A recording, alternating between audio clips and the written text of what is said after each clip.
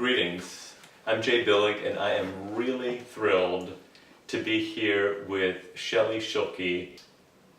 Shelli, thank you for doing this. My pleasure. I'm happy to be here and to speak with you, and let's get going. So my first question is, how long have you been studying personal development? Oh, wow, that's a great question. I really started when I was still a teenager. When I look back at it and trace the things that I did, probably the biggest impact that sort of turned things for me was reading a book called The Way of the Peaceful Warrior. Oh yes. I don't know if you know that book. I do. So when I read that book, it sort of shifted something in me that I realized, and I've never been not on a path of some kind of personal development and spiritual study and scientific study. Mm-hmm. Nice. So I presume that you've taken your personal development skills with you in everything that you've done, including your real estate business. Do you mind sharing a little bit about how you got into real estate, and are you currently, what are you doing with that currently, if anything? For real estate as a agent, that's always been a part-time thing for me, and I've done it because I really love working with people and helping them, discover their dream and getting that to be, helping them to realize their dream in the form of a home. So that's what got me into real estate, or just really loving it, and working with people in that. In real estate, though, I have other things that I've done, which includes property management, and I've owned a number of my own rental properties over the years, and helped other people with some of those things as well. Nice. So it seems that you have many dreams, many goals, one of which I believe is the home that you currently have here. How did you find this dream home of yours? This was a dream that took a long time to realize. All of us have dreams, and some of them happen. We dream something and the next day it's done. Right. Okay? This was one that took a while. I first started coming to Austin in the late 80s, and one of those first trips I had my bike with me and rode my bike down this street and saw this property and totally did a double take. I thought, that place is amazing. What I could do with it and transform it into something really awesome. And I'm sorry, how many years ago was that? That was in 1989. Wow. So that's the first glimpse I had of this property. Yes. It's very unique in that there's only really 3 examples of this style in the whole city of Austin. And so in that it's definitely a unique property. And it wasn't until many bike buys and drive-bys later, and many decades actually passed, about 6 years ago, so what would that be, 2011 or so? Sure. I contacted the seller, or not the seller, the owner, and just asked, would you be interested in selling your property? He said, well, matter of fact, we would be. Wow. So went through the process, came and looked at it, and it was pretty rough. But I still was totally, thought it was just really amazing, and still had the fire for doing something with it. So we went through the process, and that, in the end, they decided not to sell it after going through this process over a couple months. I just thought, whatever, it's not the time. Yeah, life goes on. Life goes on. I moved on, did other things, had another property, and worked on that for a while. And a couple of years had passed, and I contacted them again and said, are you ready to sell now? Matter of fact, we are. Let's do it. And so we worked out a arrangement at the time, and 4 years of careful renovation later, it is now really restored and given a whole new life now for the next 100 years, I'm saying. Yeah, wow, that's incredible. That's fantastic. And it speaks to the power of having dreams and pursuing them and not giving up as well. It does, Yeah. So,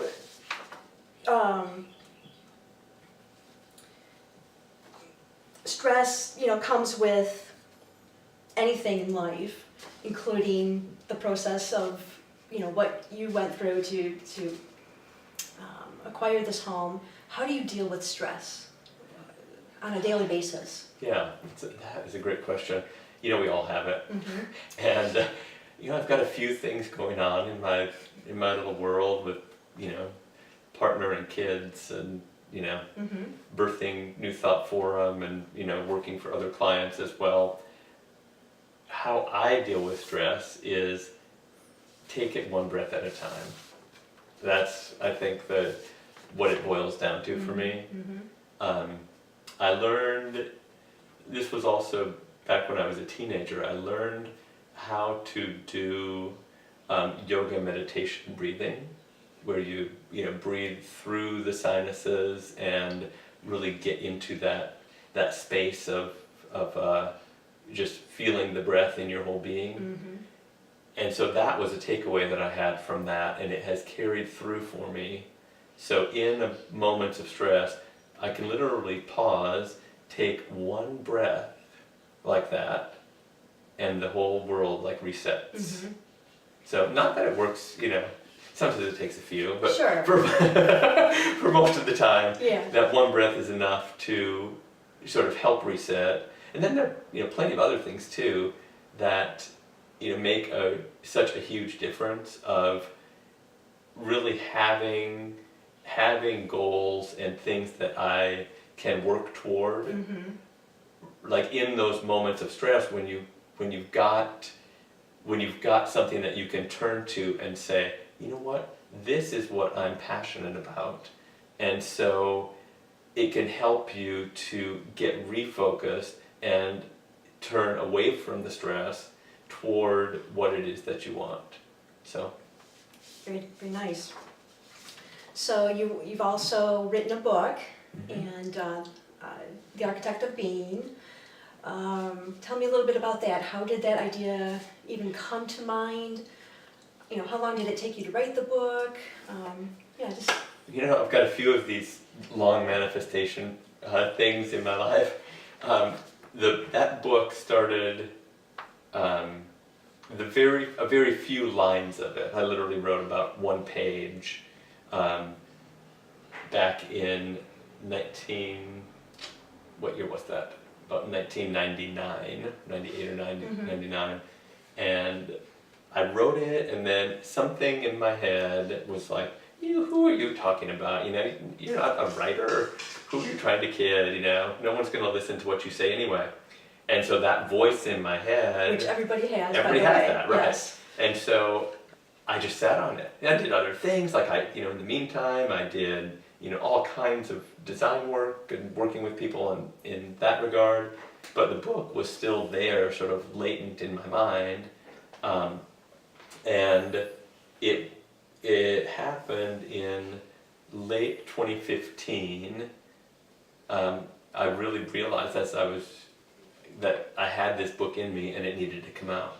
Was there a moment or some event that, sparked that, or that you can recall? Yeah, I was working through a program.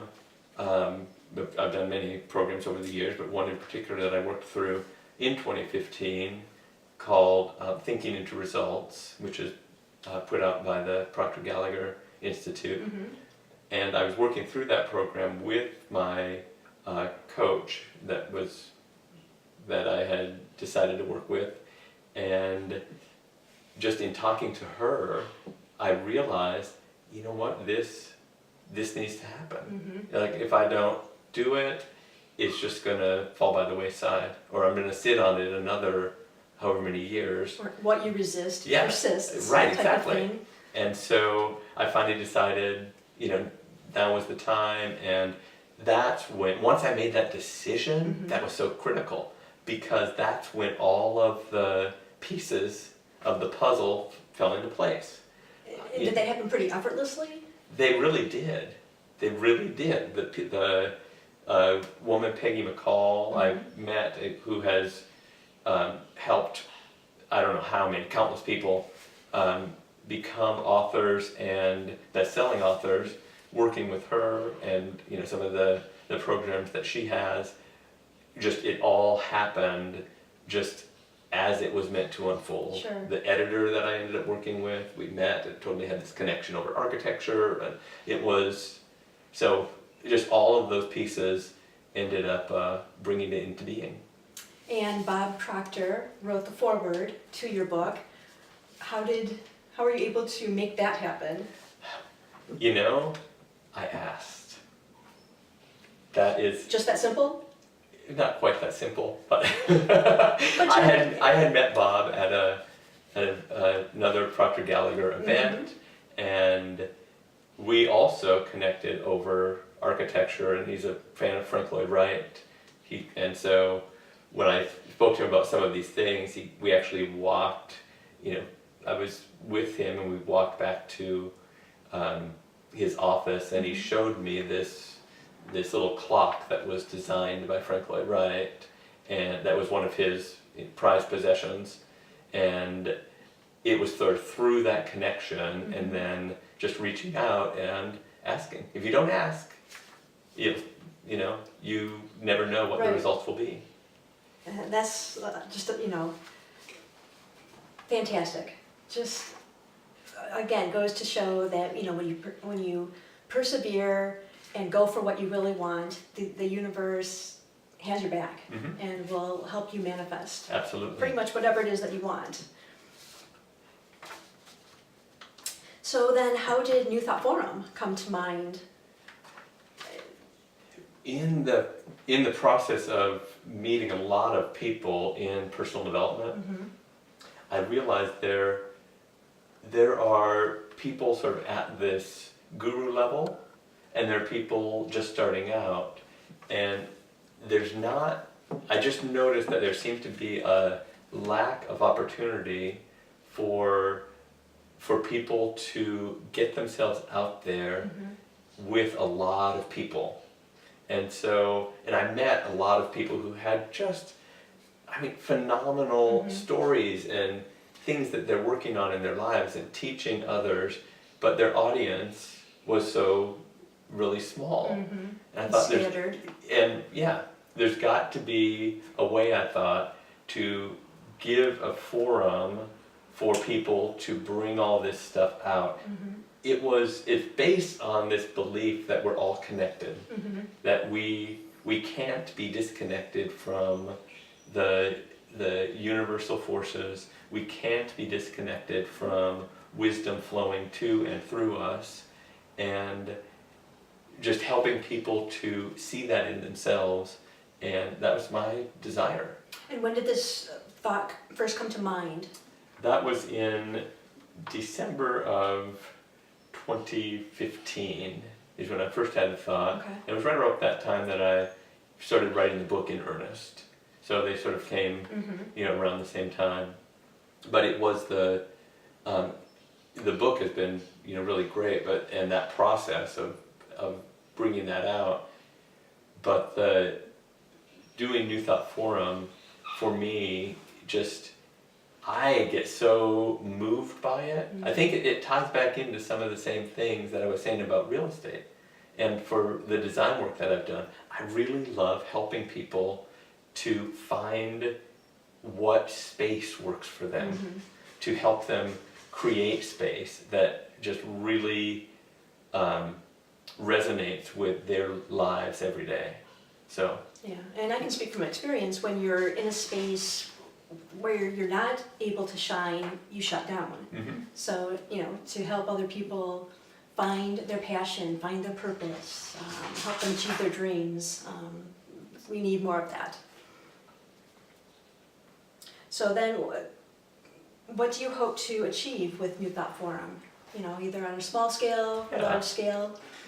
Well, initially it's really giving a voice to anybody who puts themselves forward, give anybody the opportunity to put themselves out there and to share the message that they have that speaks to our interconnectedness. And whatever that is, like however that happens in their life, it might be in the totally spiritual realm, it might be in scientific, actual neuroscientists and others that feel connected in the same way that people who are very passionate spiritually, and sort of finding the balance between all of those things.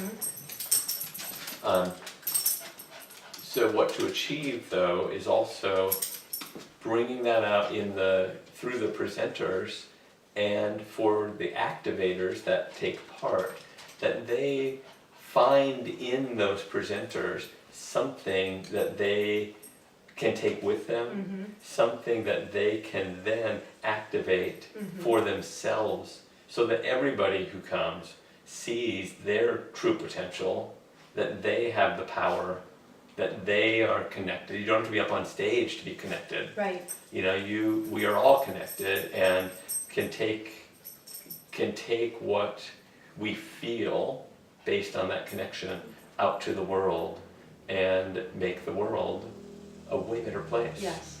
So That's awesome. So you have so many ideas, great ideas. Who have some of your mentors been that have, I'm sure, have helped spawn these ideas? yeah, some that I've never met. I definitely would say Frank Lloyd Wright. Really, I studied a lot about him and his work when I was in college, and used a lot of what I learned about that in my design practice, and so that's definitely one. Others, there's a man here in Austin, a friend of mine that I just completely motivates. He just inspires me. He just lives life full on in passion, in generosity, in beauty, and in simplicity, and just is such. It's an honor to be called his friend. Lou Aldridge is his name, and he is successful in business. He's successful in life, and one of the truly most generous people I've ever met on every level. Willing to, pay, and willing to be the last person out the door picking up the trash. So. Very nice. What is the most important thing for people to do that want to improve their lives? Wow. There's probably many things. There are so many that you Give me think. a couple. A couple, probably the number one thing that I would say, have a goal and write it down. That's like, if I had to say, You have to start absolutely somewhere. one thing that you're going to do, have a goal and write it down. And then take whatever steps you can toward it. You don't have to know how. You don't have to know how. Just take a step. However big or small. However big or small. Just move, see it, move in that direction. And that can work. It can work on every level. You can have a goal of getting out of bed in the morning. And that can, depending on where you are in life, that might be a really big step. So then what fuels your passion?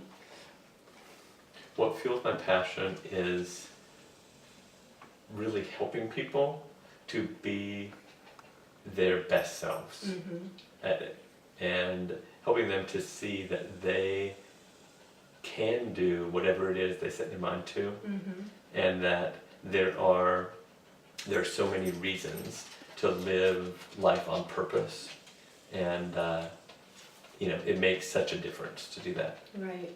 And to be the best versions of themselves on all levels of their being. Yeah. So if somebody wanted to do that, what's the best way for them to get started? One step at a time.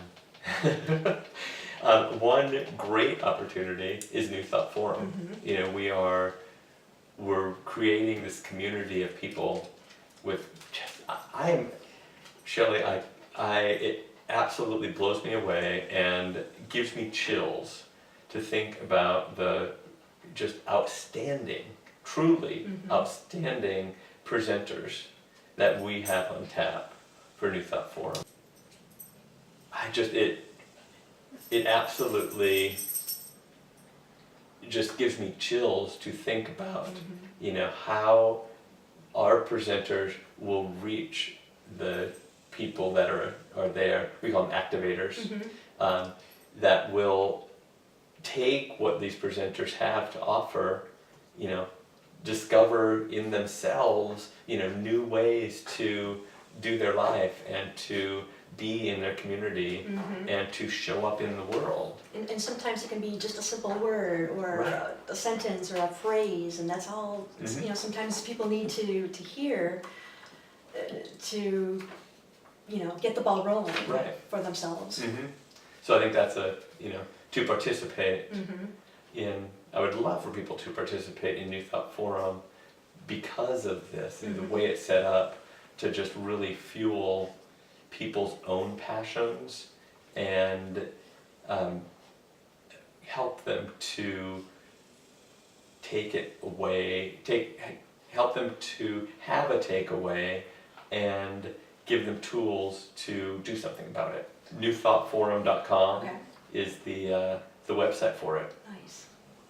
Well, this has just been so nice, and just, I can see your energy, your excitement. It's just going to be a phenomenal event. Shelli, thank you so much for, My pleasure. for having me here and for being part of our Because I'm team happy too. to be a part of this. It's just going to be incredible.